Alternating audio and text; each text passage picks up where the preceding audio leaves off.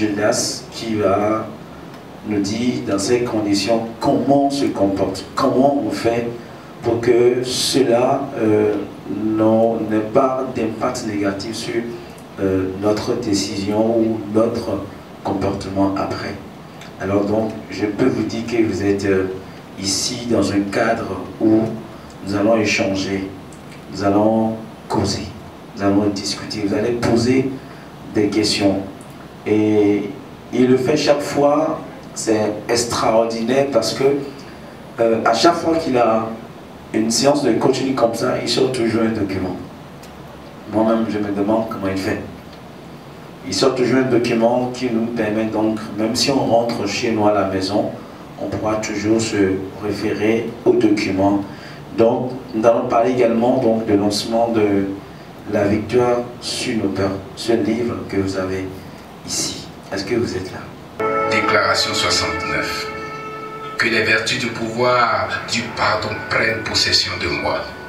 Cette fois-ci, c'est bien décrété. J'embrasse le pardon, j'aime le pardon, je pardonne joyeusement et rapidement.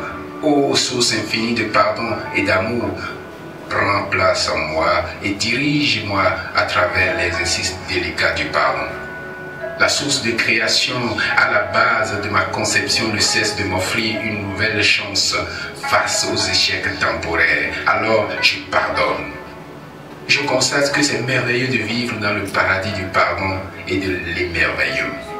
Je m'estime, alors je me comprends. Je m'aime suffisamment pour tirer des leçons me permettant de réussir sur tous les plans. Je deviens apte à mieux aimer les autres sans toutefois me laisser manipuler. J'ai le contrôle, je bénis et demeure entièrement dans le flot de la grâce.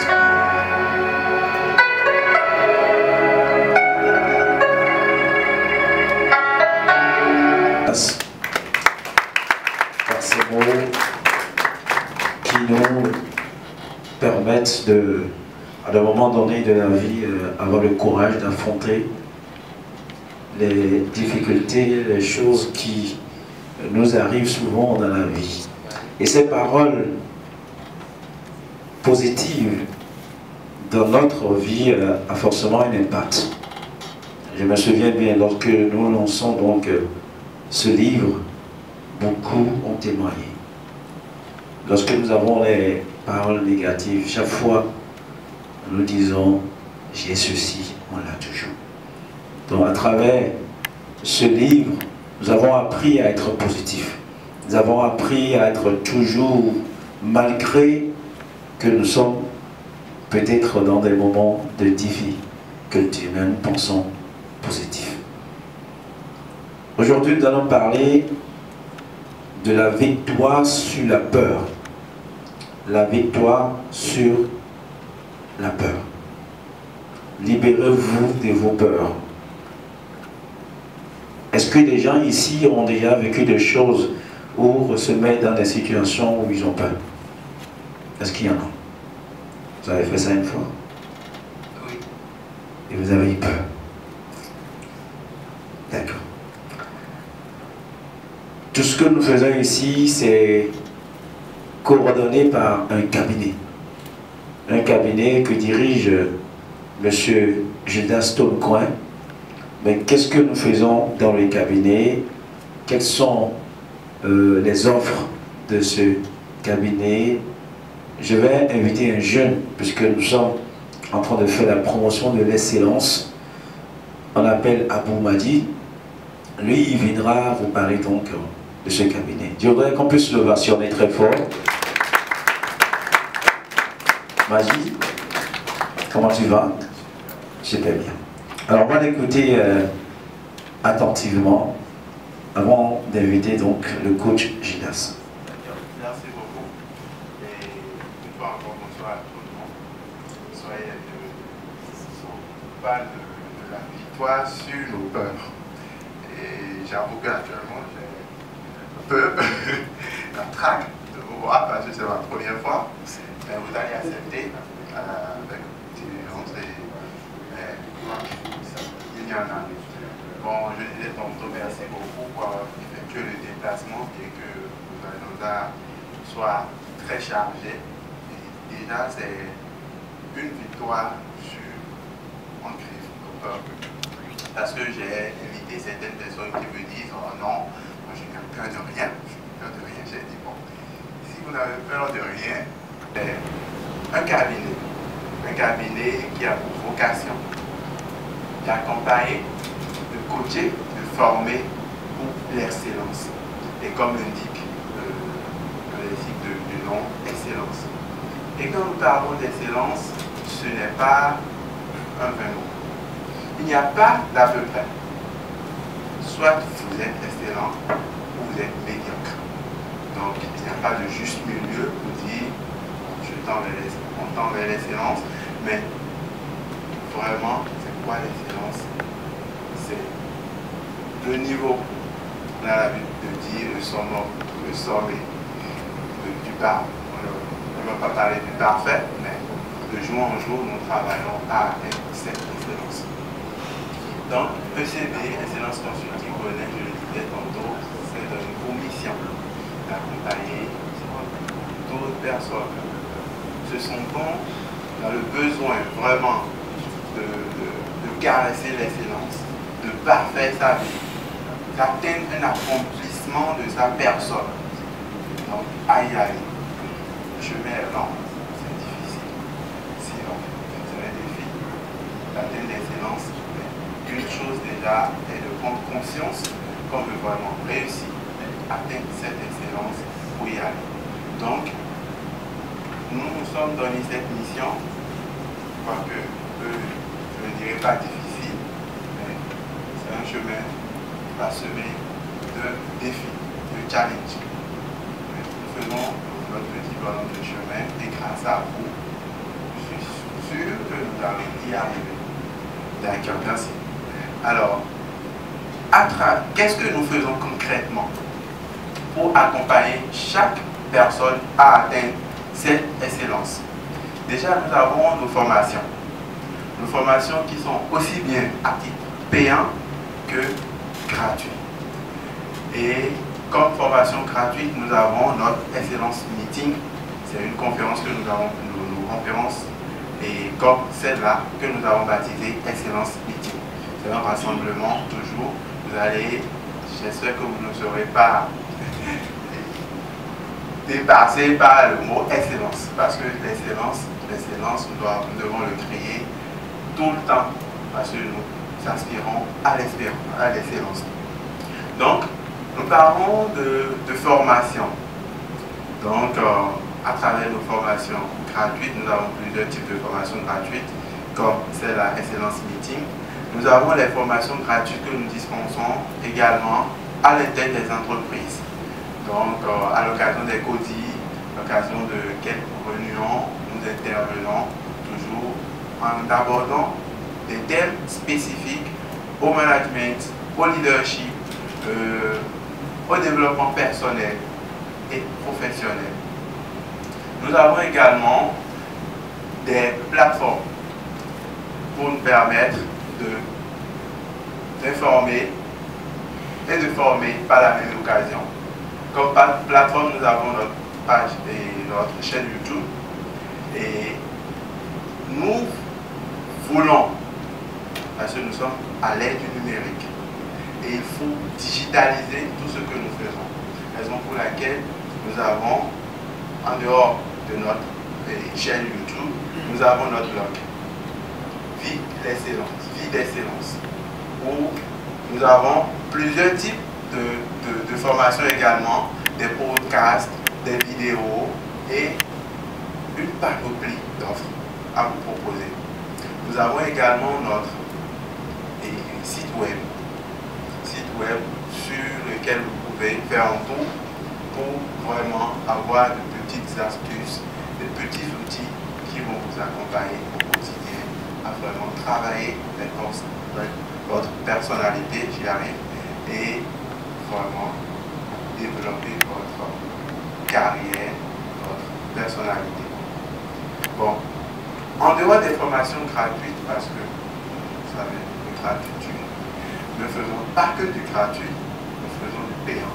Donc, dès que nous sommes sollicités par des personnes individuelles, par des entreprises pour intervenir, nous nous faisons le plaisir de faire le travail que nous faisons. Et nous avions parlé du gratuit. Ce n'est pas pour faire, comme je le disais, de l'à peu près. Pas parce que c'est du gratuit qu'on n'y met pas du sérieux, qu'on n'y met pas du contenu pour vraiment aider. Donc, que ce soit du gratuit, du payant, nous y mettons tout le sérieux qu'il faut pour apporter l'essentiel.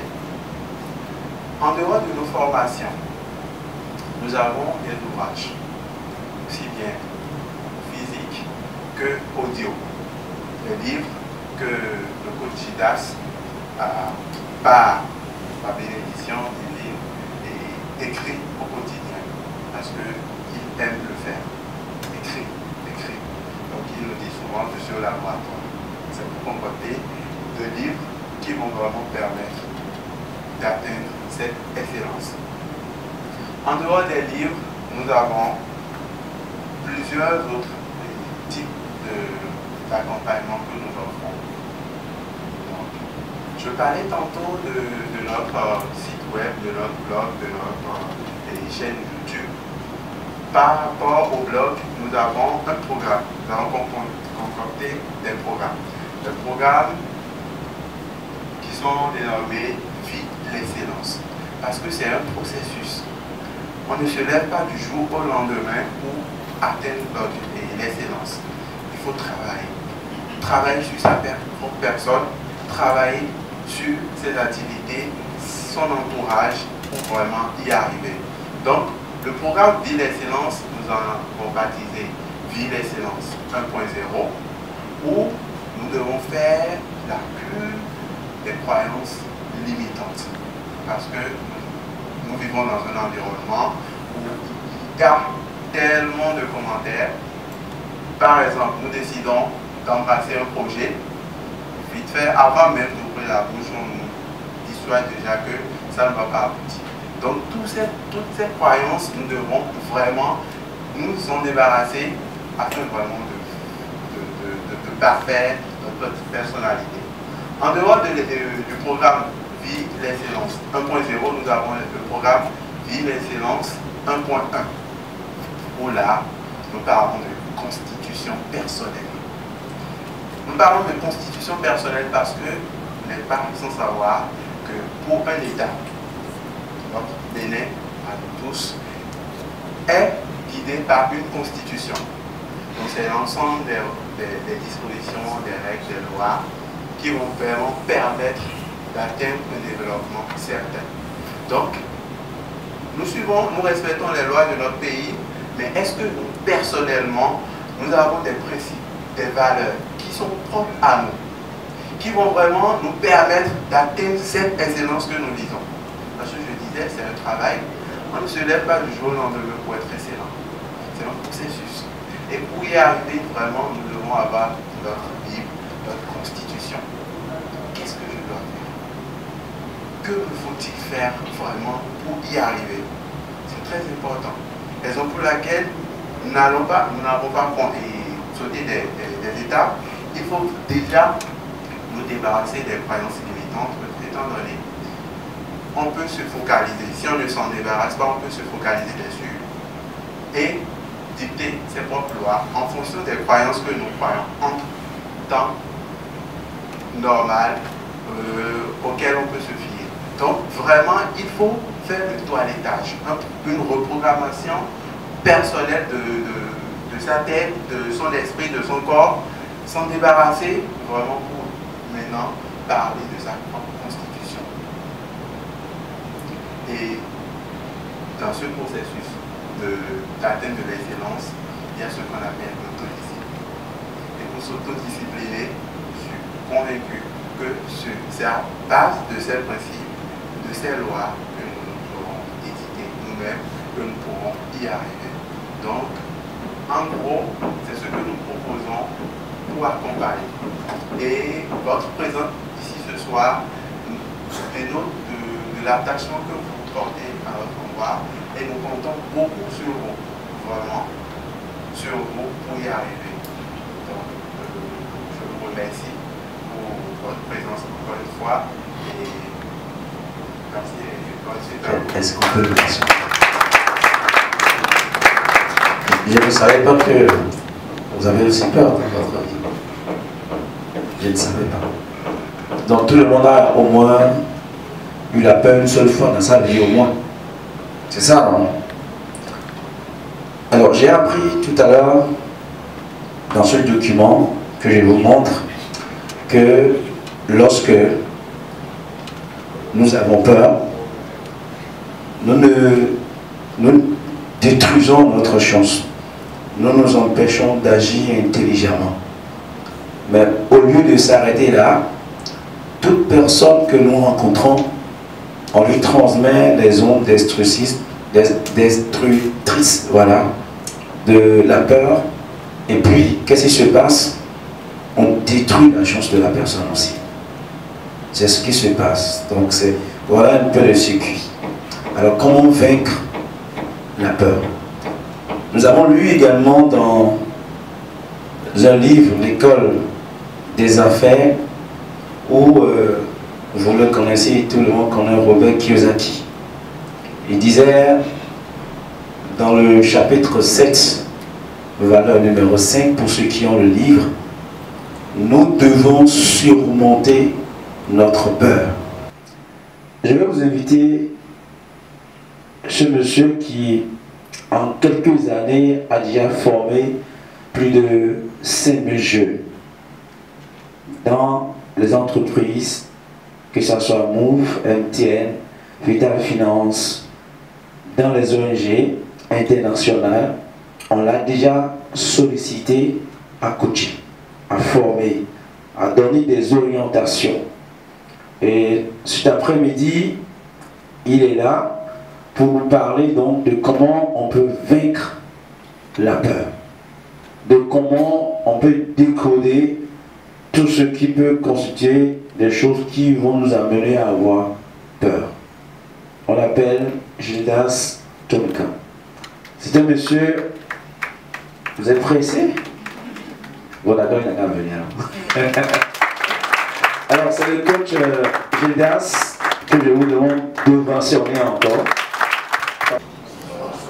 Merci beaucoup pour avoir fait le déplacement. Mon nom c'est Gildas Tonka. Je suis coach et créateur de contenu. Pourquoi?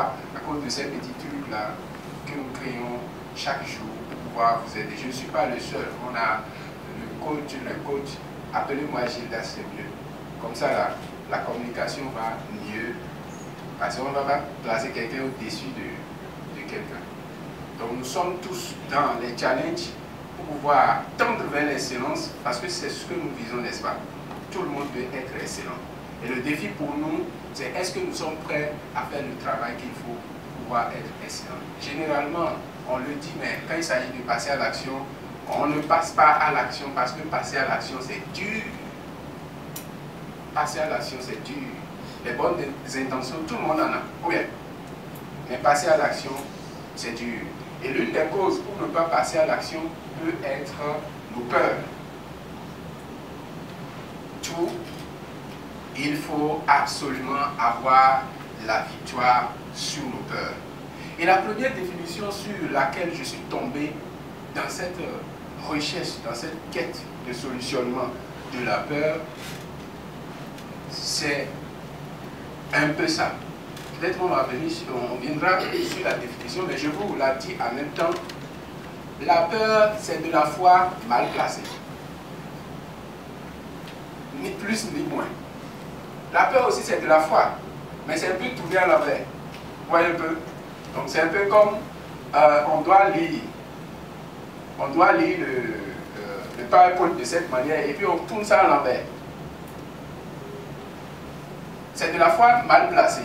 C'est de la foi, mais cette foi-là est orientée vers ce qui est négatif, entre griffes.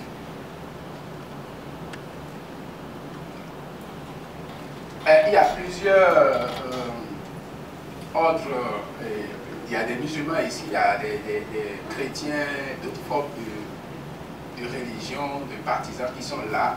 Mais quand, chez les chrétiens, par exemple, comment on définit la foi? Quelqu'un peut m'aider? Ok, on y va. On dit la foi est un mystère. Oui. Pourquoi dire que la foi est un mystère? On croit toujours qu'on a besoin de quelque chose, mais au fil des temps, au fil des mois, au fil des jours, au fil des années. Mais, pour le moment, on n'a pas encore trouvé. Mais on sait dire que ça viendra. Ça viendra. C'est Pascal Loupéda. Loupéda, Pascal. Enchanté. Bonsoir, Prédidas. Bonsoir. C'est Gallo Série. La foi, c'est la démonstration de ce qu'on espère. Ouais. C'est-à-dire, je crois que ce que je veux, je l'ai. Sera. C'est une manière de dire que j'ai bien la possession de ce que tu espères. Voilà. Tu l'as déjà. Oui. Maintenant, il faut essayer de matérialiser. Voilà. De matérialiser. Parce que tu as parlé de démonstration. Démonstration, j'ai comme l'impression qu'il y a action dedans. Hein. Démonstration, il y a action dedans. Ce qui fait que, généralement, on dit quoi? Ça, les détenus, les Togolais. Cela veut dire que, on a parlé de démonstration. Cela veut dire que, une foi doit pouvoir faire appel à des actions, n'est-ce pas? Oui. Et les actions, si on voit les actions de quelqu'un qui a la foi, on doit pouvoir en déduire que cette personne-là a la foi, n'est-ce pas? Oui. Merci beaucoup. On ne va pas trop dire, on reviendra sur ça. Un petit mot. Vas-y rapidement. Daniel Dimedo. Bon, j'irai un peu plus loin. La foi est une ferme assurance de ce que l'on espère. Il ne faut pas faire peur aux gens. Tu vas aller très loin. Vas-y, on va dessus. La foi est une ferme assurance de ce que l'on espère et une démonstration des choses qu'on ne voit pas. Propre. Merci beaucoup. Et si... Oui, Awa, tu veux dire quelque chose? Voilà. Si nous tournons ça à l'envers, ça devient quoi? Celui qui a la foi ne tremble pas. Même si la personne doit trembler, si c'est en faisant des déclarations ou bien des proclamations, ou en priant peut-être, la personne tremble de bonnes émotions ou bien. Mais ce tremblement-là, ça n'a rien à voir avec la peur. Nous sommes d'accord?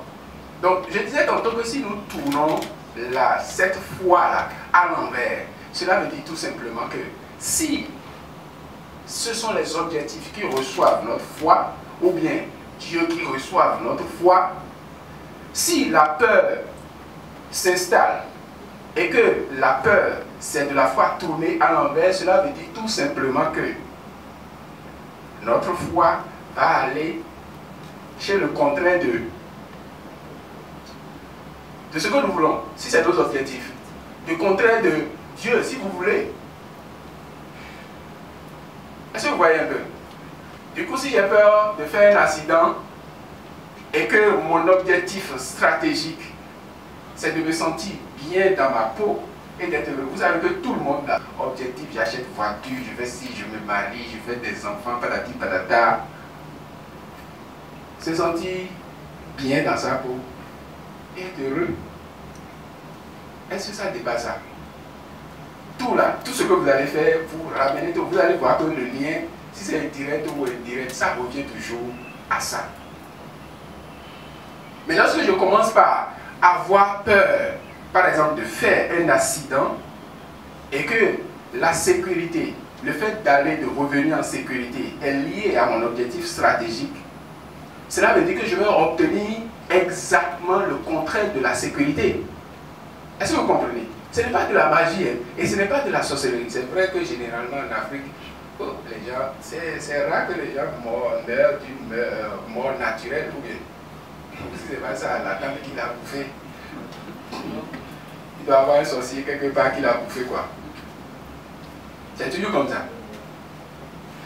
Quelqu'un n'a pas de phare, il a fait accident. C'est Satan. Ou bien, il sait que son poulet est usé. Il ne répare pas.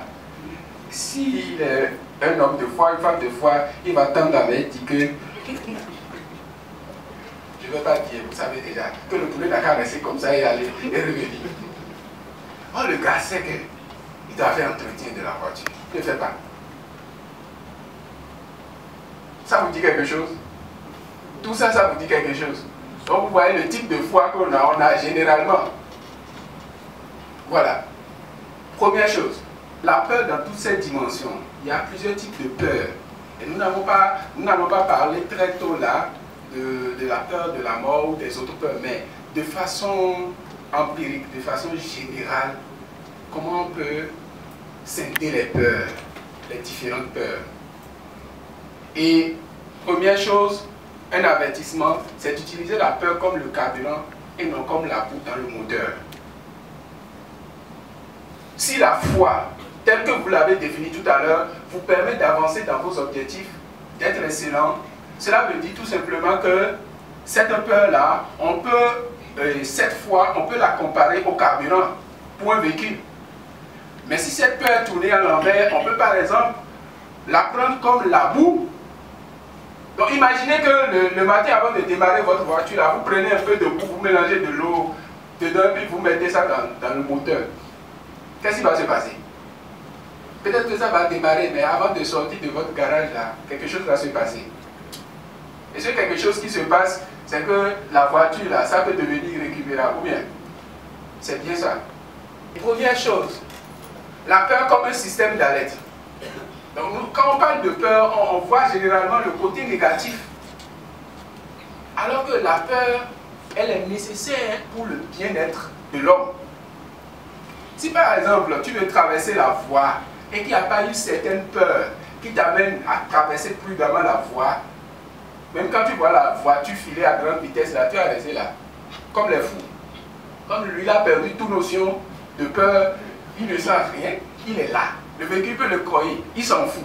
Donc du coup, c'est le conducteur qui a peur, et non lui. Donc on a besoin d'un minimum de peur pour être aussi excellent. Et cette peur-là, c'est cette peur que nous avons, par exemple, quand nous voulons traverser la voie, cette peur-là qui nous amène, quand je veux assister à cette conférence, et que je me rappelle que je dois être à l'heure, j'ai par exemple peur d'être en retard. Mais attention, le truc c'est de ne pas se laisser emporter par la peur d'être en retard et de se le répéter, parce que ça, on rentre dans un autre cadre. Mais dès que j'ai le signalement, je prends la peur comme un système d'alerte. C'est-à-dire que quand l'alerte là, quand ça sonne, ça t'avertit ou bien. Et quand ça t'avertit, ça devrait t'amener à passer à l'action. Donc première chose, la peur comme un système d'alerte. Et généralement, quand nos parents nous mettent à l'école et nous disent un certain nombre de choses, on reviendra sur ça. Par peur que ces choses nous arrivent, on se met par exemple à travailler, à étudier pour pouvoir réussir parce que je ne veux pas que ça m'arrive. Mais se laisser phagocyter par ces genres de choses, de mauvaises choses, ça c'est une autre histoire que nous allons détailler tout à l'heure. J'ai appelé ça la peur à cause réelle. C'est-à-dire qu'il y a une certaine peur. L'autre peur, sa cause, ce n'est pas qu'on a vu quelqu'un, on n'est pas encore en retard. Le retard n'est pas encore là, et pourtant on a peur. Donc la cause en réalité, dans le premier cas, n'est pas réelle. Mais ici, il y a des peurs dont les causes sont réelles. Et ça semble incompréhensible. Il s'agit de quelle peur? Quand vous avez peur du cafard, vous voyez un cafard, c'est que vous êtes dans tous vos états. Et il ne s'agit pas d'enfants. Hein. Il y a des gens qui ont peur de cafard ici. Ah, quand ils voient cafard, c'est dépendant total. Et puis donc du coup, quand tu prends un cafard, jamais tu mets ça sur son habit là, que la personne peut vouloir piquer une crise. La peur des animaux, la peur, plusieurs peurs. Il y a des gens qui ont peur de monter dans l'avion, par exemple. Quand ils sont dans l'avion là, jusqu'à la descente. Un jour, on était en avion quand on était dans une zone de turbulence. Ah, il faut voir comment les gens prient. Je n'ai jamais su que les gens prient comme ça. Et Jésus, Marie, Joseph, et Allah. Et puis, ça continue seulement. Je dis, mais ça, c'est quoi ça? Donc, les gars, vous avez peur comme ça, vous tous vous êtes assis et vous faisiez malin sur les gens ici. Ah, quand zone de turbulence est terminée, tout le monde est redevenu sérieux, comme vous l'étiez tout à l'heure. Vous voyez ça? Donc, il y a certaines personnes qui ont peur. Dès qu'il y a fait d'avion, il y a des gens, jusqu'au point où ils ne montent même plus sur Zem. Vous connaissez des personnes comme ça? Quand ils montent sur Zem là, ah, c'est compliqué. Et ils vont te garder façon là. Et puis, toi-même, tu ne sais plus comment conduire la moto. L'inaction. Je vous demande pardon, ne laissez pas vous arriver. Et l'inaction, je vous en parle parce que j'ai vécu ça. J'ai trop vécu ça. Vous savez, il n'y a pas plus grand mal que vous pouvez vous faire sur cette terre que d'avoir inspiré une idée et de rester sur place et de vous dire que je ne peux pas le faire. Je ne peux pas me le permettre. Qui suis-je? Mais c'est parce que, moi je suis qui? Les gens vont se moquer de moi. Et puis, s'ils se moquent de toi, quel est le problème? Tu fais, tu échoues, ce n'est pas grave. Tu échoues encore, ce n'est pas grave. Va lire l'histoire des gens qui ont réussi. Le truc, c'est que tout le monde veut aller au paradis, mais personne ne veut mourir.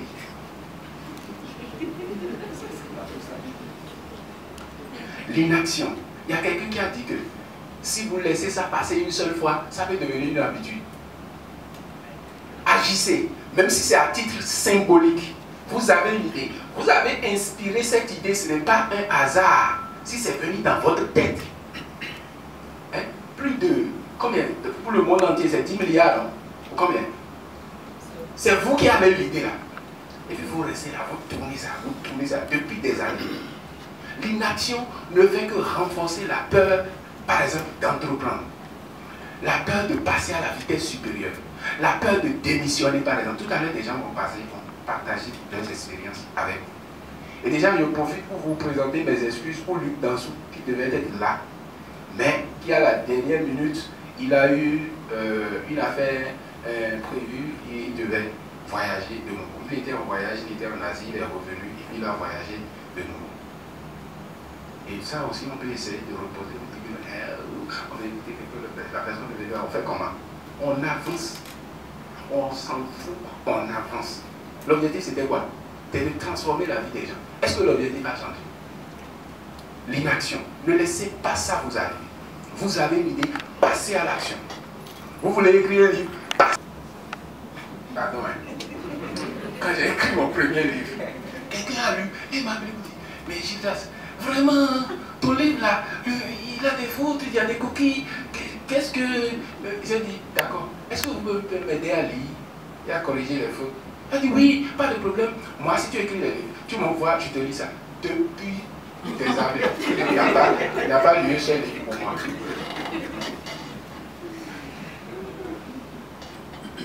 Vous voyez ça? Les gens vont parler. Ils vont parler. Si c'est pour critiquer, donner conseil là. Il y a quelqu'un qui a chanté, c'est un Ivoirien. Il dit que quand il était pauvre là, je ne donnais pas conseil. Maintenant j'ai réussi. Tu viens, tu me donnes conseil. C'est quel genre de conseil ça? C'est pour réussir ou bien c'est pour reculer? L'ego. L'ego. Et l'ego ici, ne prenez pas directement comme de l'égocentrisme ou de l'égoïsme. L'ego, c'est, vous avez entendu un peu dans la vidéo, l'ego c'est quoi? C'est le fait tel qu'on est ensemble ici, vous savez, on est liés, qu'on le veuille ou pas. Quelqu'un nous a créé et c'est la même personne, qu'on le veuille ou pas, qu'on s'aime ou pas. Tu n'as pas le choix. Quelqu'un m'a créé, c'est lui qui t'a créé. Il t'aime, je dois t'aimer. Cela ne veut pas dire que je suis d'accord avec tout ce que tu fais. L'aide qui circule là, est-ce que j'ai, tu n'as pas? L'ego consiste à faire des séparations entre les gens pour dire que telle personne, non, lui il est là-bas, donc moi on n'a rien à faire avec lui. Lui il est ceci, lui il est cela. On classe les gens. J'ai bien dit, le fait que tu aimes la personne ne veut pas dire que tu es d'accord avec ce que la personne fait ou ce qu'il dit. Mais tu l'aimes juste parce qu'il fait partie intégrante du bloc général que nous formons, le monde entier. Et quand on rentre dans cette profondeur-là de compréhension, c'est notre vie qui se trouve transformée. On change de langage. D'ailleurs, on dit, mais Qu'est-ce qu'il dit comme ça? Mais il est rentré dans un autre... Oh, il parle, son langage même on ne le comprend plus. Non. Il a commencé par comprendre certaines choses, c'est juste ça. Et ça lui change. Et ça impacte son excellence. Il devient plus performant parce qu'il va lâcher prise dans le processus, il ne va plus tenir dans certaines choses et puis il avance. Quand ton poids, le poids que tu portes sur le dos, tu allèges ça, tu diminues, tu fais comment? La marche devient plus... Merci. L'ego, c'est ce que ça fait. L'ego, il va critiquer, l'ego va dire des choses, l'ego va s'identifier à ses biens. Il dit que bon, moi j'ai quand même, là maintenant j'ai 5 terrains, j'en ai à Golo, j'en ai un à Cotonou, donc je peux dormir sur mes lauriers, en tout cas. Donc, il y a beaucoup de personnes qui sont comme ça. C'est des gens en réalité qui ont été créés pour pouvoir passer à une autre vitesse, pour pouvoir passer à un autre niveau, pour faire plus de bien aux gens, pour plus impacter la vie des gens. Et du coup, quand ils sont alimentés par leur ego, ils voient qu'ils ont déjà atteint un certain niveau, ils ne veulent plus se challenger et ils commencent par faire du réchauffé, ils tournent en rond et puis finalement là, tu vas voir, ils rentrent dans des trucs. Ils rentrent dans des trucs parce que ce qu'on lui a donné comme talent, c'est que ce n'est pas fait pour rester à ce niveau, mais pour continuer à se challenger jusqu'à son dernier jour. Et l'égocentrisme aussi peut se trouver de l'inaction, surtout de façon pratique. L'inaction, ce que tout le monde peut facilement comprendre, c'est l'inaction. Si aujourd'hui, il y a beaucoup de personnes, vous imaginez, il y a 200 personnes et plus qui ont confirmé être à cette conférence ce jour. Et voyez le nombre que vous êtes à être dans la salle. Cela veut dire quoi? Vous êtes des gens excellents. Ce n'est pas des fleurs que je vous jette, c'est un processus. Et ce qui compte, c'est le présent, c'est l'acte que vous avez posé aujourd'hui. Ce n'est pas ce que vous allez poser demain, ce n'est pas ce que vous avez posé hier. Si vous pensez que hier c'est mauvais, maintenant là, vous faites quoi? Vous changez ou pas? Je ne veux pas l'ego, la peur. En fait, je me suis dit, bon, si j'ai une image de moi-même qui me rend peut-être plus supérieur aux autres, oui, je peux penser que, bon voilà, quand je prends la parole, je vais parler, c'est comme si je vais faire attention à moi-même, ne rien dire pour montrer, pour diminuer en fait ma valeur. Ça va m'empêcher d'aller parler devant les gens, ou bien ça va m'empêcher de poser une acte, de peur d'être critiqué en fait. Donc mon ego, l'image que j'ai de moi-même peut m'empêcher de passer à l'action parce que j'estime que je suis peut-être supérieur aux autres. Ouais, c'est l'interprétation, c'est des soeurs, c'est des frères, c'est des jumeaux, tout ce que tu veux. Okay. Donc ça tourne quoi. Alors, le pouvoir à votre portée. La nature a donné à l'homme le pouvoir de contrôler par ses 5 sens tout ce qui touche au subconscient. Mais l'homme ne se rend pas toujours compte qu'il peut exercer ce contrôle. Dans la majorité des cas, il ne l'exerce pas, ce qui explique pourquoi tant de gens restent pauvres toute leur vie. Napoléon Hill. Qu'est-ce que ça fait? Quand j'ai une bonne pensée, qu'est-ce que ça fait? Quand je suis en joie, qu'est-ce que ça fait? Du coup, quand vous voyez, vous entrez dans un bureau par exemple, et il y a l'assistante ou la secrétaire, je suppose qu'il y a deux femmes, et puis il y a une qui vous sourit largement, et puis il y a une, elle est sérieuse comme ça avec son portable en main. Vous allez avec qui? Qu'est-ce qui s'est passé dans l'invisible? Et ça, c'est Napoléon Hill qui a dit ça. Quand on dit pauvre là, il ne faut pas regarder matériel seulement, pardon. Richesse là, c'est sur tous les plans. Richesse spirituelle, richesse, la joie au foyer, l'harmonie dans votre foyer, dans ton couple là, c'est de la richesse. Et de plus en plus, à SCD, on parle d'excellence intégrée, de richesse intégrée. Est-ce que vous voyez? Et là, les gens n'exercent pas leur pouvoir. C'est pour ça que la plupart des gens se plaignent. Tu te plains de qui? Tu es dans une entreprise, tu te dis que j'ai eu des séances avec beaucoup de cas d'entreprise, et puis quand tu suis, je ne sais pas pour les juger ni les critiquer, on va voir les faits. Il n'a pas le pouvoir, les gens ont fait ci, les gens ont fait ça. Ok. Ta réaction là, ce que tu vas penser à l'intérieur, est-ce que ton chef t'impose ça? Il t'impose ça? Il peut voir à l'intérieur, dans ton cœur, il peut voir ça. Vous n'avez pas répondu, hein? Est-ce que le chef peut voir comment est-ce que tu as décidé de te sentir en ce moment? Et généralement, c'est les chefs frustrés qui crient sur les gens. Pas, ils ont leurs problèmes au foyer, ils ont des défis. Toi, tu ne sais pas. Le gars réagit en fonction de tout ce qu'il a traversé, tout ce qu'il a vécu. Maintenant, toi, tu prends ça, tu dis, pourquoi il va te dire ça? Il faut voir comment il a parlé, il faut voir sa posture, il faut voir les yeux, il faut voir sa bouche. Et puis toi, tu calcules tout ça. Tu veux vivre pendant combien d'années?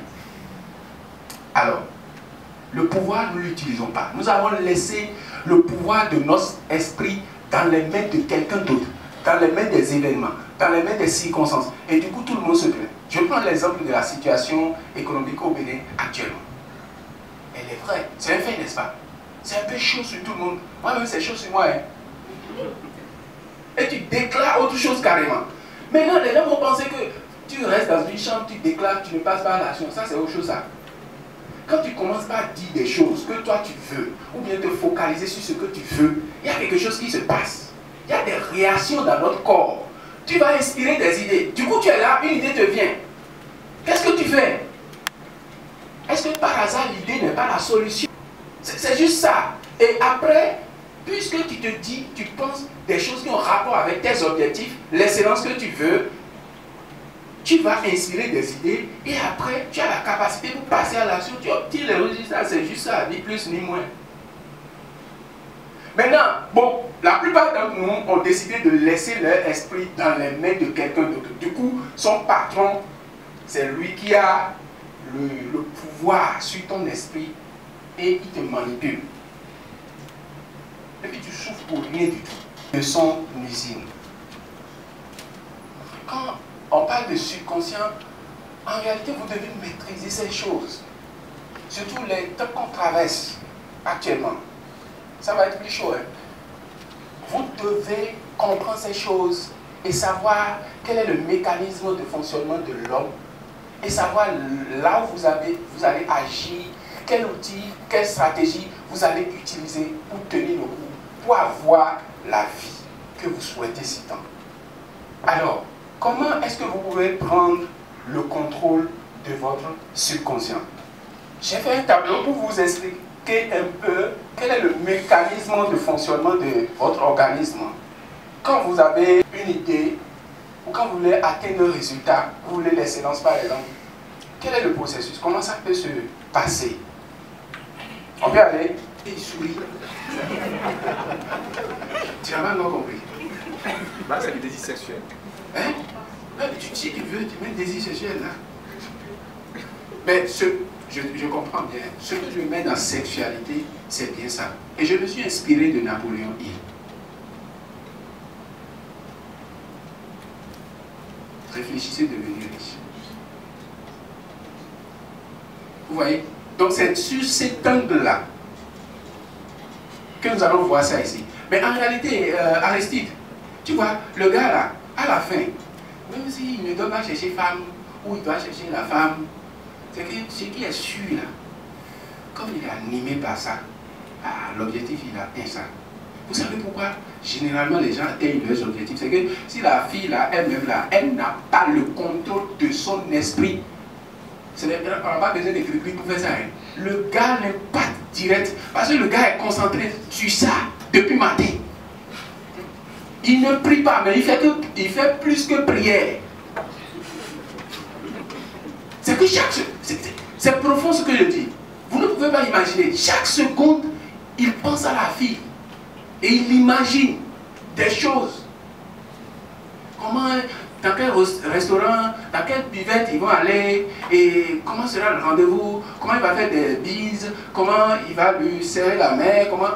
Et puis il imagine tout, il a des images. Et vous savez que pour atteindre des objectifs, on fait de la visualisation.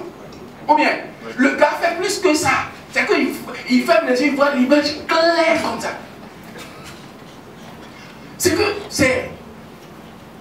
c'est puissant ce que je dis là. Et si quelqu'un peut se concentrer sur ses objectifs de cette manière, il n'a pas de raison qu'il ne puisse pas atteindre. Même si tu dis que ça n'a pas de la volonté de Dieu, Dieu va te recadrer pour que tu puisses rentrer dans son couloir. Mais ce qui est sûr, tu vas aller au bout de l'objectif pour dire, ah, si je voulais ça, mais finalement j'ai eu ça, ah, et ça c'est mieux, hein. Mais tu vas atteindre l'objectif. Est-ce que vous comprenez quelque chose? Bien. On retourne un peu en arrière. Ok. Sachez que, on va voir ça tout à l'heure, le langage que votre subconscient comprend, c'est le langage des émotions. C'est pour cela que quelqu'un est en train de prier. Il est là, il répète des choses seulement. Il est là, il répète seulement. On a dit de répéter, lui-même il répète. Il n'aura rien. Mais quelqu'un qui est là, il dit, il sent ça et il tremble. Tu vois que ce qu'il est en train de dire, ça le transperce. Ça veut dire que ça va quelque part comme une fumée. C'est pour cela que la foi a bien sa place. Vous voyez un peu, la foi, tu dis les déclarations que vous écoutiez tout à l'heure. Ça, moi-même, je l'ai utilisé alors que j'étais en quoi? En Asie, oui, c'est récent, c'est en fin 2017 là. J'étais en Asie, j'étais dans une situation terrible. Je ne savais plus quoi faire. J'étais dans ma chambre d'hôtel et je n'avais que ma tête. Et là, chaque jour quand je me réveille, je suis à fond dedans. Et je me vois à un autre niveau en train de déclarer tout ça. Tout ça là, c'est moi-même qui ai déclaré. Et au fur et à mesure que je déclarais, j'écrivais. Et je suis sorti de situation. Du moins pour venir à Cotonou. Et donc c'est des trucs qui marchent. Et quand vous ne le savez pas, vous voulez rester dans votre logique. Bon, restez dans votre logique. Maintenant, si ça ne vous permet plus d'atteindre des résultats, pardon, il faut changer, essayer autre chose pour voir si ça va marcher. Si ça ne marche pas aussi, parce que moi je mens. Si ça ne marche pas, tu laisses, tu prends pour toi. On peut avancer.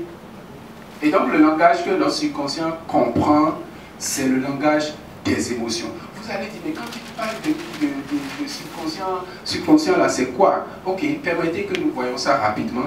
Si nous supposons que le subconscient est là, subconscient. Ok, dans le livre, j'ai fait quelque chose comme ça.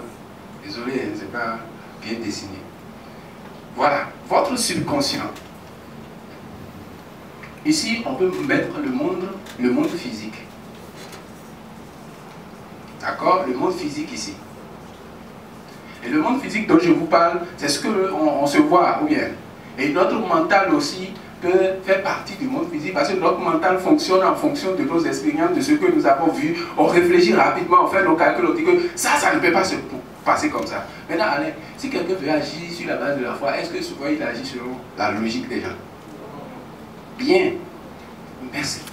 Et là, nous allons parler de notre monde. Ici, c'est déjà le monde invisible. Et ici, on va parler d'un monde d'un niveau plus élevé, qui est, on va parler d'intelligence infinie. Si vous voulez, vous pouvez mettre Dieu là. D'accord? Mais on va mettre l'intelligence infinie. L'intelligence infinie. C'est délicat. Parce que les gens, généralement, n'aiment pas parler de ça. Votre subconscient, on peut dire que c'est lui qui communique avec l'intelligence infinie. Maintenant, votre subconscient, il ne connaît pas blanc, il ne connaît pas noir, il ne connaît pas mauvais, il ne connaît pas bien. C'est le mental qui dit que, bon, en fonction de tel nom, ceci est mauvais. En fonction de telle chose, ceci est bon. Est-ce que vous voyez? Donc, il y a une partie du monde physique. J'ai parlé de votre mental, qui est vous-même ici, votre mental, et les autres. Donc, vous allez fonctionner en fonction peut-être de ce que les autres vous disent, ou en fonction de ce que votre mental vous dit. Et le mental a rapport souvent avec nos 5 sens. Pour que ça soit plus concret. Les 5 sens, il y a l'ouïe, ainsi de suite. Tout le monde connaît les 5 sens, non? Tout ça là, c'est ici. Et on prend des décisions en fonction de tout ça. Maintenant, quand vous venez au niveau du subconscient, le subconscient, même quand vous dormez, votre subconscient est en train de travailler. Est-ce que vous voyez? Il travaille et on peut le situer au niveau de l'âme, si vous voulez. Est-ce que vous comprenez? Il travaille en fonction des matériaux que vous lui avez laissés. Quelqu'un qui veut construire un bâtiment, il lui faut des matériaux, non? Il lui faut des matières premières. Donc, en fonction de ce que vous lui envoyez, pendant la journée, son fonctionnement est un peu comme ralenti. Vous savez pourquoi? Vous ne savez pas. Le mental est là. Le mental fait ses calculs pour dire que non, ça ne peut pas se passer comme pourquoi toi, c'est la même personne qui est là, qui parle. Il ne dit rien, mais c'est à l'intérieur, il y a le dialogue intérieur. Pourquoi? Non, tu ne peux pas pardonner ça. Quand même, il faut voir comment il a dit ça. Devant tout le monde. Si tu laisses ça, il va te faire ça encore. Il y a une voix qui dit non, il ne faut pas faire ça, il faut laisser, tu as déjà dépassé ça. Le mental est toujours en train de faire ses points pour dire non, on doit faire ça, on doit faire ça, on doit faire ça. L'autre n'est pas dans le but, mais pendant la nuit, quand vous dormez, lui il prend le dessus, il travaille plus aisément. Et il travaille plus aisément aussi quand vous n'avez pas trop chargé votre corps. Hein, quand vous ne mangez pas à 23h, quand le corps est léger, il travaille plus dans la facilité. Est-ce que vous comprenez un peu? Et ce subconscient-là, si pendant la nuit, vous êtes fâché et vous lui avez laissé la colère, on n'a pas encore cité les émotions négatives, n'est-ce pas? On va voir ça tout à l'heure. Vous lui laissez ça, lui il prend ça comme matière première et il vous rapporte exactement, il ramène ça dans le monde physique, ce qui est synonyme de colère, c'est ça qui vous ramène. Si c'est une chaise par exemple, qui correspond à colère, c'est chaise que dans quelques mois, dans quelques années, vous allez voir dans votre vie. Vous êtes dans la colère, vous priez, vous faites tout, c'est ça qui va venir. Pourquoi? Parce que lui, le subconscient, lui, c'est le langage des émotions qu'il écoute. Maintenant, il travaille avec qui? Il travaille avec l'intelligence infinie. Si ceci est au niveau de l'homme, l'autre est à un degré plus élevé. Au niveau du créateur, au niveau de la source infinie, d'où est-ce que tout vient? Et quand celui-ci reçoit de bonnes instructions, de bons matériaux, c'est ce que lui voit, c'est ça qu'il arrose. Comme une pluie. Est-ce que vous voyez? Les matières premières qu'il y a là, c'est ça qui est arrosé par l'intelligence infinie. Et c'est ça qui j'aime. C'est un peu clair pour vous? Donc vous êtes là, mais vous devez faire désormais attention à vos émotions, à vos sentiments, tout ça parce que vous avez un objectif. Celle d'être excellent, celle de vous acheter quelque chose, celle d'avoir une vie spirituelle beaucoup plus épanouie. Quel est l'objectif que vous vous êtes fixé? En fonction de ça, il faut développer les émotions, parce que les émotions de tout genre vont venir. Ça dépend de quel objectif on parle. Effectivement. Et je suis d'accord pour les différentes orientations. Mais l'objectif stratégique, c'est ça. Celui-là qui fait mal, qui insulte, le zèle, vous êtes en train de passer. Et puis c'est lui qui vient te croire. Et il dit, comme nous, il est là aussi, l'état. Tu lui as fait quoi? Et le gars, il est frustré. C'est que ça là, il a des frustrations. Peut-être il est sous le soleil depuis. Peut-être que c'est ça qui lui fait mal. Je ne sais pas. Et puis il faut qu'il sorte quelque chose quand même du gaz qui a rempli son corps. Et il faut qu'il a de la frustration. Et la frustration là, quand quelqu'un est frustré, il cherche toujours un moyen pour faire sortir ça. Soit c'est à la maison sur madame, ou c'est sur monsieur, ou bien sûr c'est sur les enfants. Il va tirer les oreilles des enfants jusqu'à... C'est juste qu'il s'est trompé de moyen, il s'est trompé de chemin. Vous voyez un peu?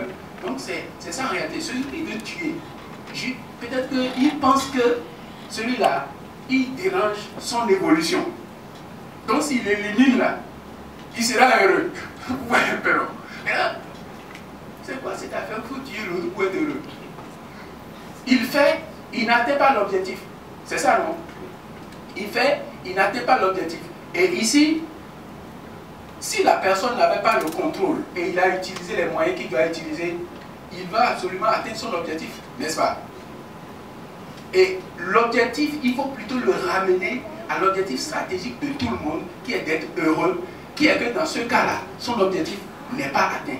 Donc je ne me situe pas dans l'objectif d'aller tuer ou pas, mais l'objectif d'être heureux, de se sentir bien dans sa peau. Est-ce que ça peut aller? On ramène tout à l'objectif stratégique. Le coût de la peur est énorme. Hein? C'est énorme. Regardez un peu. La misère dans le monde, c'est la peur. La myopie des gens face aux possibilités. Il va donner son exemple. Le massacre du potentiel. Les gens, parmi vous, il y a des inventeurs, il y a des créateurs, il y a des tas de génies ici. Ça sommeille en vous.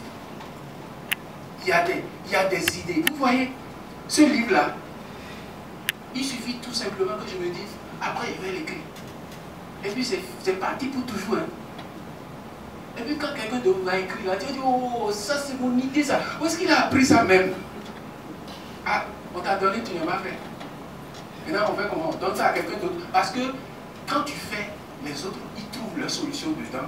Et du coup, tu es plus heureux. Tu es heureux. Toi-même, tu as atteint tes objectifs. Le développement des maladies, c'est ça. Les peurs, là, c'est ça qui amène les maladies. Vous allez voir les monstres psychologiques. Assistez ça tout à l'heure. Et on pourra voir la peur de la maladie. Qu'est-ce que ça peut amener? Les troubles organiques. L'accélération. Dans la semaine passée, j'étais au CNHU pour accompagner mon père. Et je pense que de temps en temps, il faut aller dans ces lieux-là. Il fallait voir les gens. Restez assis, vous les observez un peu. Les gens souffrent des tas de mots. Il y a des milliers de francs CFA qui partent par jour dans les caisses de ces cabinets, de ces hôpitaux, des analyses. En quelques minutes, on te dit 1 500 000, on fait tous les calculs là. Et puis, tu as travaillé durant des années. Et puis, tu vas mettre l'argent là-bas. Même s'il y a prise en charge. C'est à cause de prise en charge qu'il a tombé malade. La paralysie des actions. On a vu ça, n'est-ce pas? On est en phase. La refondation pour la liberté. Le but de l'école devait être apprendre aux enfants à obtenir ce qu'ils veulent de la vie. Mais au lieu de cela, la plupart des enfants sont envoyés à l'école pour que cette dernière reçoive des subventions. Ils apprennent à se servir de leur mémoire et ils ignorent tout de leur esprit. Résultat, ils sont livrés à tout vent. Peur. Vous avez compris ça? On met des tas d'informations. Ce n'est pas mal. Maintenant que vous avez commencé par avoir l'information, prenez la charge de votre vie et aidez vos enfants. Les enfants, déjà, quand on parle d'éducation financière, on ne fait pas ça à l'école. Cette chose-là que nous sommes en train de voir, il faut commencer par... je vais vous donner l'exemple de mon garçon. Il a l'habitude de dire, il vient à la maison, il dit, papa, tu vas prendre la voiture pour cogner les gens. Je lui dis, ah, tu as cherché ça là-haut. La voiture, ça ne cogne pas les gens. Écoute, la voiture, c'est pour faire ci, c'est pour faire ça. Mais il dit, papa, mais la voiture fait accident, non? Accident, fait accident. Du coup, c'était délicat. Je ne savais pas quel... Et puis, j'ai commencé par creuser. Je lui ai dit, non, la voiture, c'est vrai, il peut arriver des fois où ça peut arriver. Mais ce n'est pas... On ne conduit pas la voiture pour aller cogner ça. On conduit la voiture correctement. Tu vois, c'est pourquoi quand je suis au volant et tu es en train de me parler, là, je dis de ne pas me parler pour que je conduise bien. Tu as compris? Oui. Ce dont nous parlons, c'est tellement précieux. Et si chacun peut comprendre ça, la vie sera vraiment... Tu ne vas pas attendre d'aller au paradis avant de commencer par jouir de ça ici. Si tu y crois. Les enfants, même si notre système éducatif n'a pas encore compris ça, ce n'est pas le moment d'accuser le système éducatif. Parce que si dans votre vie, quelle que soit la situation, quand vous commencez par accuser quelqu'un, vous fuyez la responsabilité et vous avez laissé le contrôle de votre vie, même si c'est un aspect, vous laissez ça sous le contrôle de quelqu'un d'autre. Moi, je n'aimerais pas que ça m'arrive. À vous de faire votre choix. Qui a pour objectif la pauvreté ici? Qui s'est fixé pour objectif d'atteindre la pauvreté ici? Ah, quand il dit ça, elle me dit tout petit. Donc, au lieu d'avoir tout ça détaillé dans le livre, quels sont les indices dans votre vie qui montrent que vous avez peur d'être pauvre? Il y a des gens qui prient pour la prospérité, mais ils sont concentrés sur la pauvreté comme ça. Donc du coup, ils prient contre la pauvreté. Maintenant le truc, c'est que quand tu pries pour la prospérité et la pauvreté, c'est comme le jour et la nuit. Attends, il dit que l'un laisse place à l'autre, non? La peur de l'échec, la peur d'échouer, il l'a dit. Et on va recevoir encore, on va avoir un passage ici, les gens vont passer, vous allez les voir. 5 minutes. La mort, on a parlé de ça, personne ne veut parler de la mort. Moi je ne comprends même pas, pourquoi. La mort, on a dit qu'on va mourir un jour. Maintenant, c'est juste parce que les gens, vous voyez, premier indice qui fait que les gens ont peur de la mort, c'est qu'ils ne sont pas en train d'accomplir leur mission de vie. Depuis que moi j'ai commencé par accomplir la mission de ma vie, je vous assure, des fois j'ai quelques petits brisements, mais je n'ai plus peur de la mort. La peur foncière là, qui fait qu'on tremble là. Je sais que je peux partir à tout moment. Quoi le problème? La famille, ils vont trouver bien quelqu'un qui va prendre soin d'eux.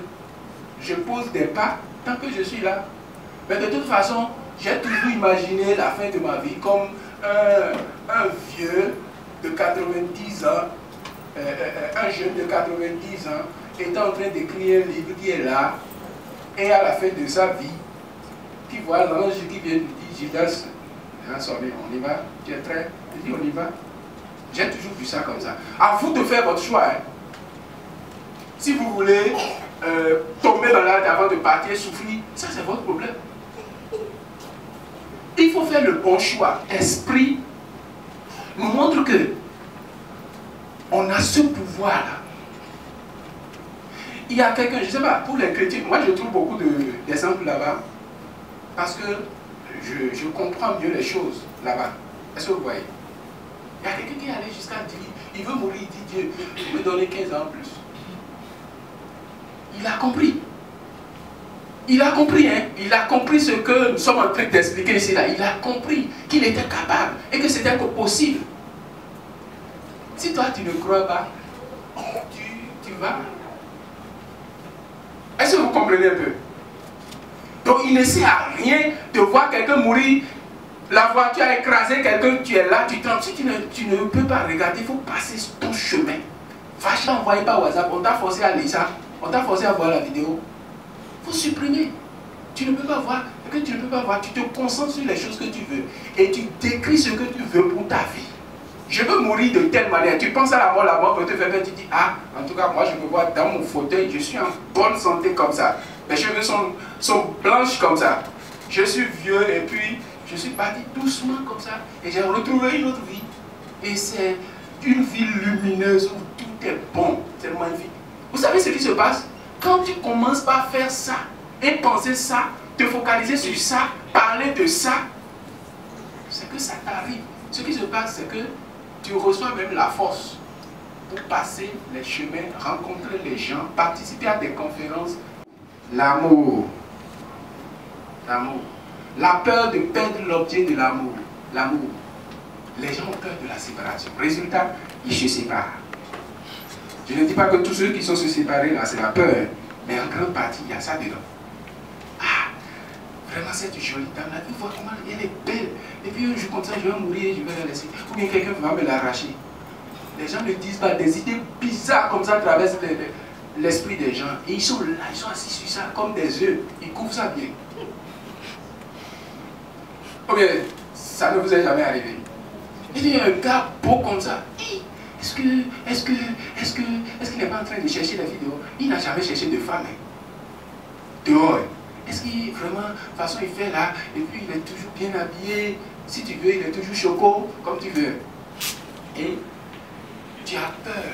Du coup, ouais, quand tu as peur, tu ouvres une autre voie dans l'invisible. Et même tes yeux, même là, voient des choses sur lui. Quelque chose ici. Ah, c'est qu'il a embrassé quelqu'un. Il est venu à la maison. Ah, tu as senti un parfum bizarre. Vous me suivez un peu la femme? Donc vous ne comprenez pas. En tout cas, il y a certaines qui comprennent. Et puis comme ça, qu'est-ce qui se passe?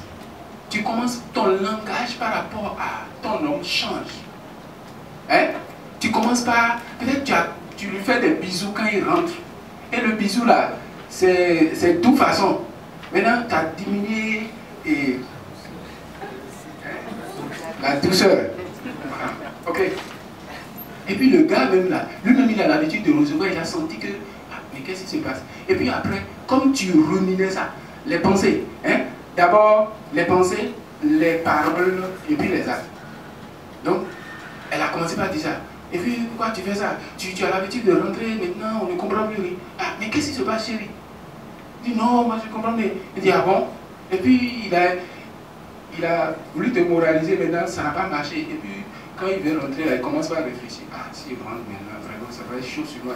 Si je vais m'asseoir dans une buvette là, comme quelque chose, dans un restaurant. Et puis c'est dans quelque chose là, et puis quelque chose, et puis il y a quelque chose. Et puis on ne comprend plus rien. Vous voyez, non? Donc, soi-même, on provoque ça. C'est des deux côtés. Si tu ne veux pas ça, il ne faut pas penser à ça. Donne-lui sa liberté. Si tu veux lui donner des conseils, donne-lui des conseils. Si tu veux qu'il comprenne les choses telles que tu comprends là, cherche des stratégies. Va voir des coachs ou bien lis des livres, suivre des conférences pour voir. Mais quand on veut que quelqu'un, on veut aussi impacter la vie de quelqu'un, qu'est-ce qu'on fait? On va te montrer. La maladie, la vieillesse, tout ça est lié. Donc, voilà les 6 monstres que nous créons par les peurs. Extermination des monstres psychologiques. Détruire pour reprendre le centre de commandement de votre esprit. D'accord? Si vous voulez, Dieu vous en donne le pouvoir dans la collaboration. Ne nourrissez plus vos monstres et ils mourront tout simplement de faim. Ne les nourrissez plus. Négligez-les. Laissez les où ils sont. Là où ils sont. Et nourrissez la foi. Nourrissez l'enthousiasme. Est-ce qu'il faut écouter quelque chose tous les matins? Moi, c'est rentrer dans mes routines matinales maintenant. La fois dernière, mon épouse m'a dit, qu'est-ce que tu as fait? Elle dit, ah, maintenant là, ces choses-là, je suis rigoureux sur ça. Parce que ce que tu affrontes pendant la journée, c'est dense. Comment vous pouvez vous réveiller, vous ne vous préparez pas, vous vous lancez dans la journée comme ça. Et puis vous dites que les gens ne vont pas prendre le contrôle de votre esprit. Ils vont prendre ça. Plusieurs fois même. Tu dois te préparer. Qu'est-ce que tu veux sur ta vie? Tu dois déclarer ça. Veux-tu prier? Réveille-toi quand tout est calme là et prie comme tu veux. À boire si tu veux. Il ne faut pas déranger les gens. Lis le livre que tu veux lire depuis là. Identifie seulement 10 minutes chaque matin. Lis 10 minutes. Tu as lu 10 minutes, tu laisses le livre là. Chaque jour tu lis 10 minutes. Tu vas voir la transformation que ta vie aura.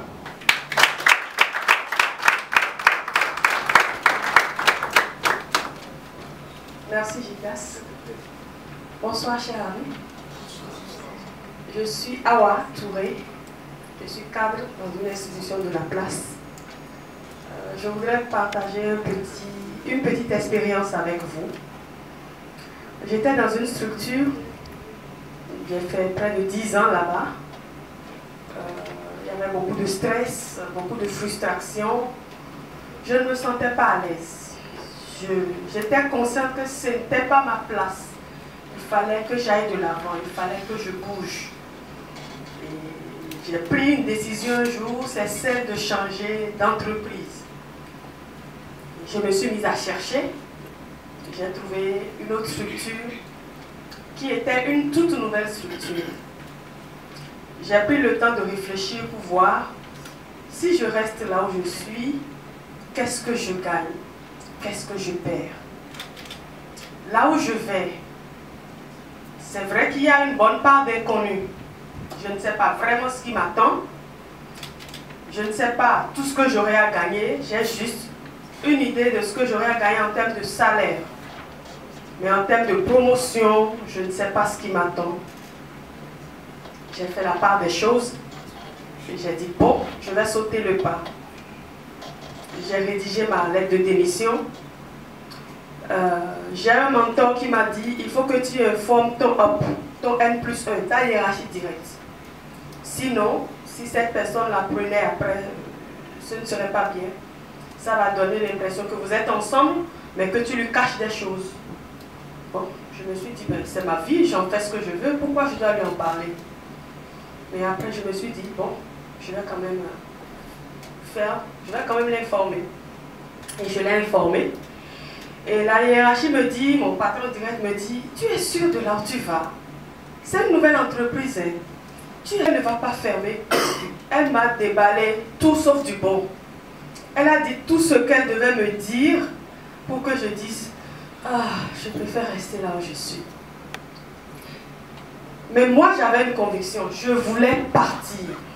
Je voulais changer. Quel que soit ce que ça va me coûter. À ce stade, je fais une pause. C'est que dans la vie, vous devez savoir ce que vous voulez. Vous devez savoir où est-ce que vous allez. Vous devez avoir des objectifs.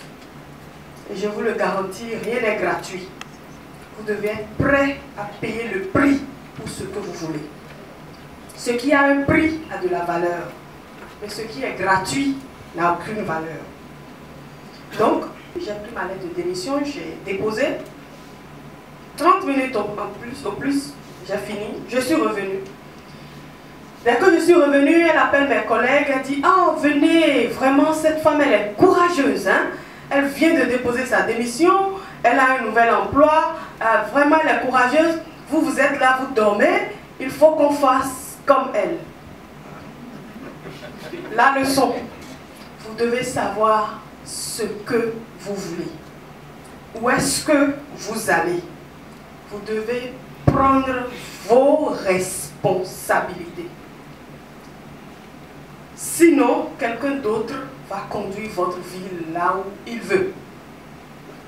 Ce que j'ai retenu de cette expérience, ou ce que j'ai eu d'abord, j'ai déposé, je suis venue dans une nouvelle entreprise. Au moins, j'ai moins de stress. Je suis plus épanouie. J'ai eu même l'opportunité d'avoir un bébé que je ne pouvais pas avoir là-bas parce qu'il y avait beaucoup de stress, beaucoup de stress. Bref, tout n'est pas rose, mais c'est mieux. J'ai plus gagné que perdu. Pour résumer. Donc, si je vais adapter ça à ce que Gildas a dit, c'est que votre peur, vous la maîtrisez ou elle vous maîtrise. Certes, il y a un minimum de peur dont on a besoin, comme une alerte, comme une alarme qui vous dit attention, ne va pas là-bas. Passez ça, votre peur, vous devez en prendre conscience. Oui, j'ai peur. Oui, je reconnais que j'ai peur. Mais pourquoi est-ce que j'ai peur? Qu'est-ce que cette peur me fait gagner? Qu'est-ce que cette peur me fait perdre? La peur, elle vous paralyse. Elle bloque vos talents, elle bloque vos dons. Je peux dire qu'elle vous fait passer à côté de l'essentiel de la vie. Vous devez savoir ce que vous voulez. Vous devez pouvoir affronter vos peurs. Si vous ne l'affrontez pas, elle va vous affronter. Elle ne respecte personne. Elle ne respecte aucune religion. Elle ne respecte même pas le colon. Je peux dire que c'est la pire forme d'esclavage. L'esclavage, ce n'est pas à la porte de non-retour à Ouida, non. C'est la peur. Parce que même le blanc, la peur tient le blanc en respect. Quel que soit votre titre, la peur vous paralyse. Elle détruit carrément votre vie. Donc vous devriez prendre conscience de ce que vous avez peur et trouver les voies et moyens pour vous en passer. Et la meilleure antidote, c'est l'action. Excusez-moi, en Afrique, au Bénin, on est paresseux. On dit sonamblo, demain je vais faire. J'attends, il reste, et on trouve des arguments, on trouve des alibis. Non, vous vous levez et vous avancez. C'est votre vie. Personne ne le fera à votre place. Et tel que vous faites votre lit, tel vous vous couchez. C'est à vous de savoir ce que vous voulez. La jeunesse d'aujourd'hui, elle est paresseuse. Je parle de nous. On ne veut pas payer le prix. On croit que tout vient gratuitement. Rien n'est gratuit. Vous devez payer le prix. Vous acceptez, vous vous levez et vous payez le prix. Vous croyez en ce que ça doit marcher, ça va marcher. Vous n'avez pas le choix. Ça marche ou ça marche. Il n'y aura pas de ça marche ou ça casse. Non, ça marche ou ça marche. Et vous avancez. Les difficultés, il y en aura. Les défis, il y en aura. Et on va les relever. C'est ça qui fait l'expérience. C'est ça qui donne de la couleur à la vie. C'est à vous de faire le choix de rester là où vous êtes, dans votre pauvreté, dans votre limitation, ou de vous lever et de passer à l'action.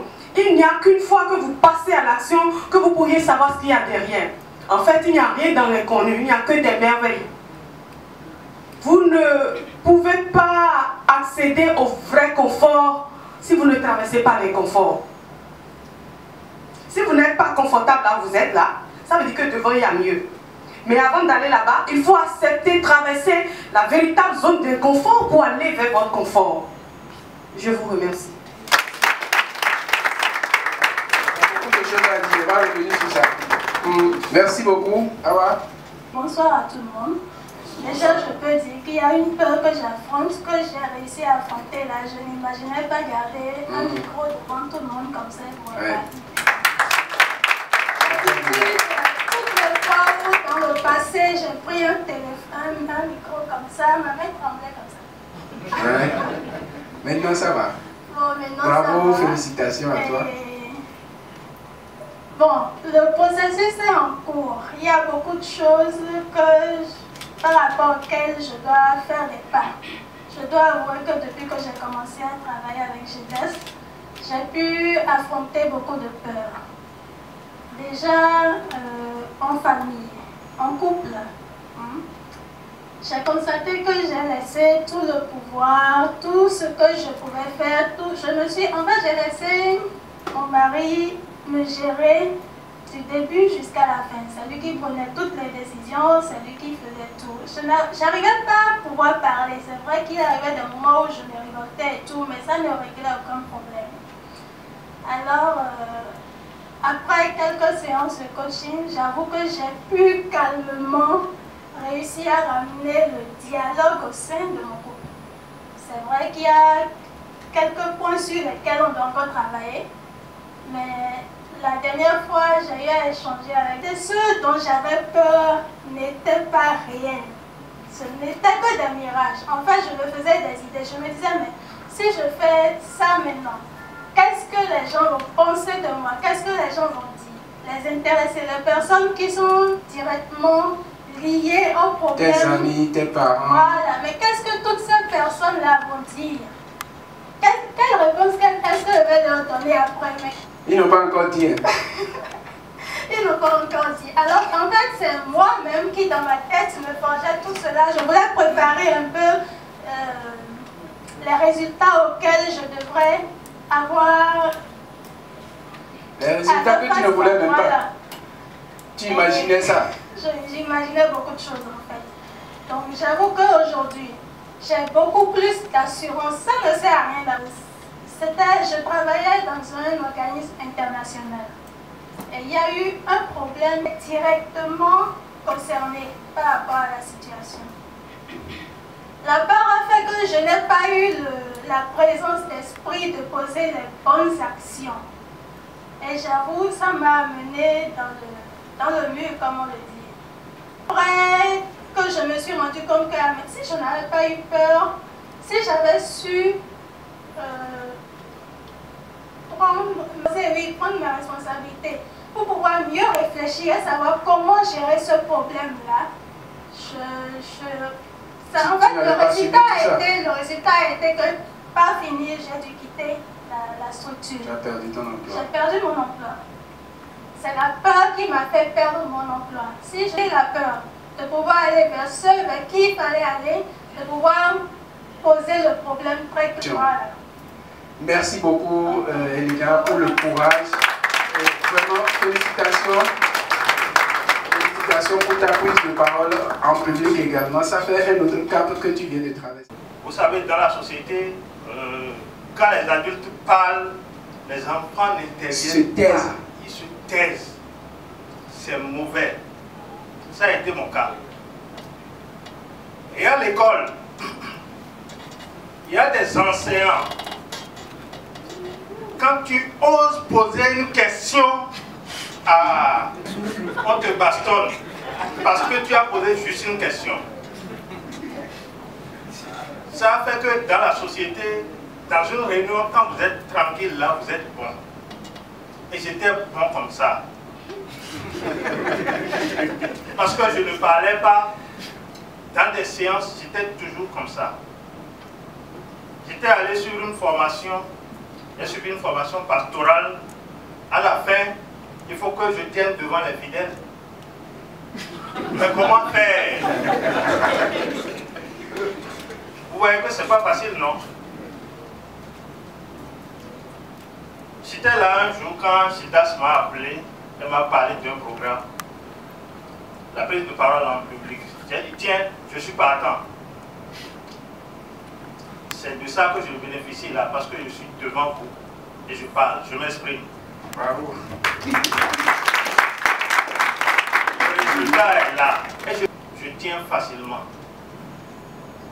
La société a contribué à cela. Je sais qu'il y a des choses qu'on a installées en nous qui nous font peur. Des choses qui n'ont pas leur raison d'être, qui sont là et qui nous font peur. La société en a installé. En chacun de nous, c'est toujours là. Il y a des gens, c'est comme une montagne, c'est encore là, jusqu'à là où je parle là. À la formation, on m'a dit que chaque fois que je prends la parole en public, c'est que j'installe quelque chose en moi de positif. Chaque fois, le formateur allait jusqu'à dire, quand tu n'as rien à dire là, lève la main et pose la question bête.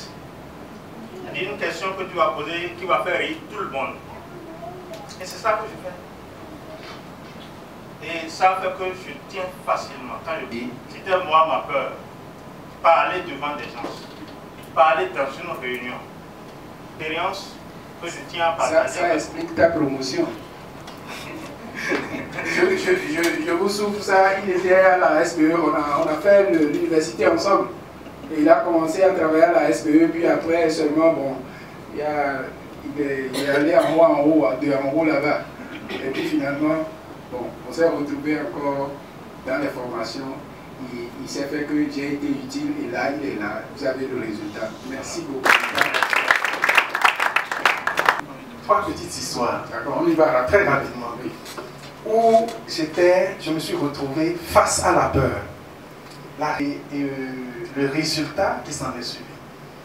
La première action, c'est quand j'étais encore très jeune, je me fascinais par le feu. Mais quand ils sont arrivés, mes amis ont vu et ont fui. Quelques instants après, j'ai entendu des bruits de bottes. Ils sont descendus. J'avais eu peur, mais je me suis calmé. Oui. Ils m'ont pris.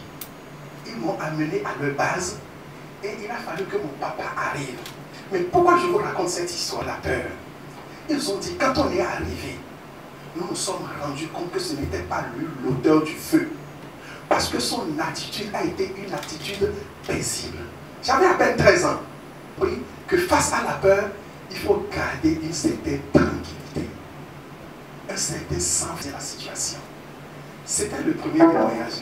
Le deuxième, quand j'ai pris le micro, je me suis retrouvé en face de grandes personnalités qui sont venues de partout de l'Afrique. Le micro tremblait comme ça.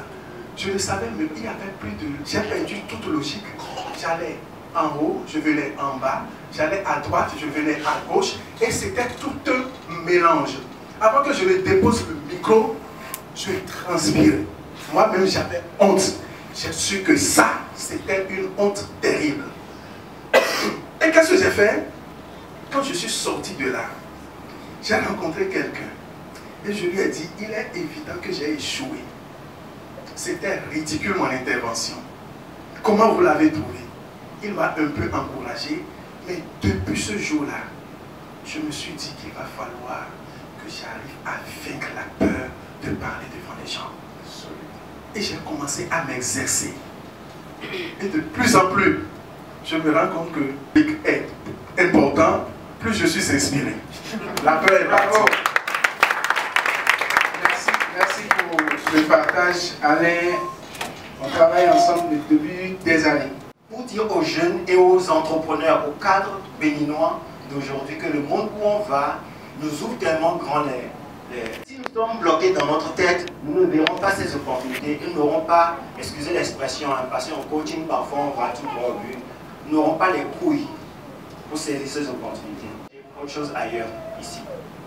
Qui est-ce qui n'a pas les tripes, les trempes pour aller chercher autre chose? On avait des cadres d'entreprise et les managers ont eu l'audace de nous demander de former ces cadres. J'ai une peur pour demander à un cabinet de former son personnel.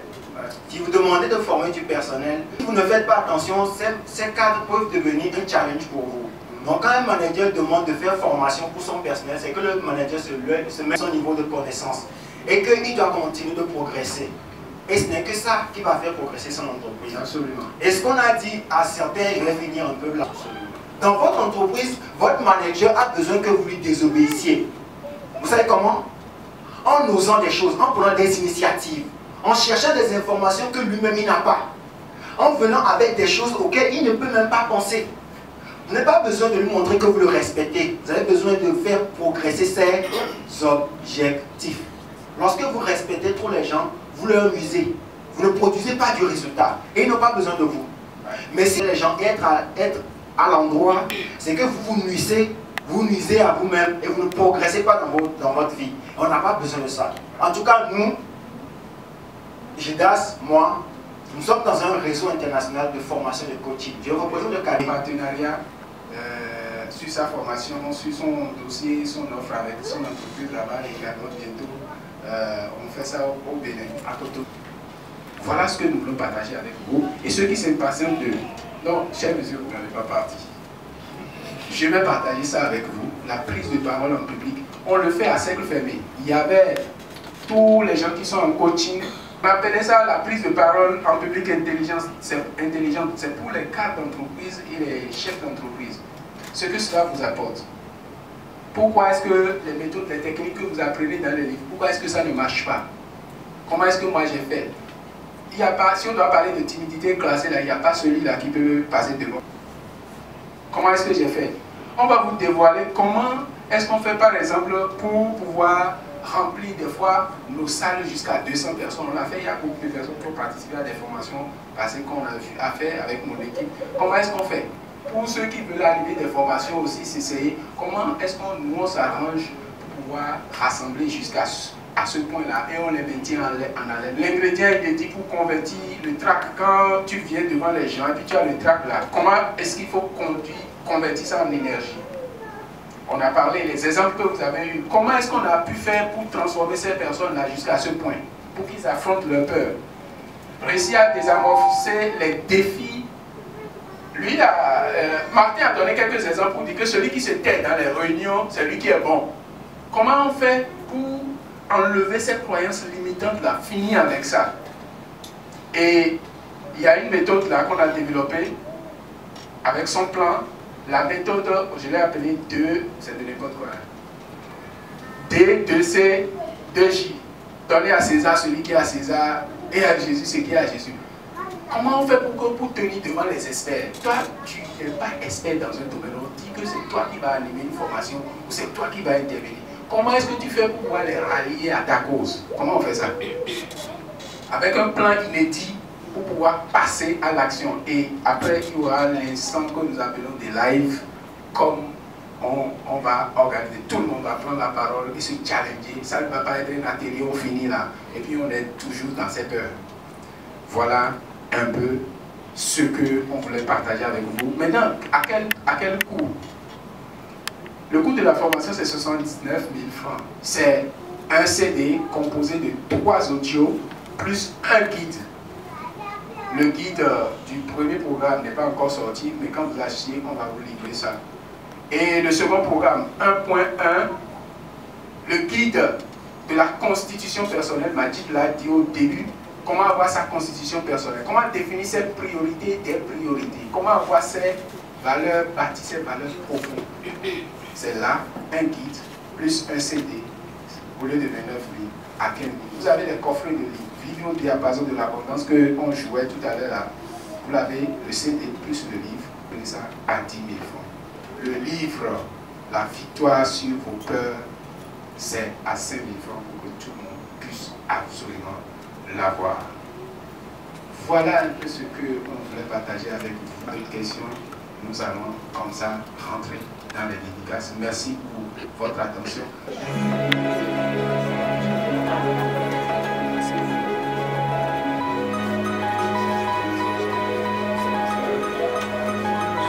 Merci.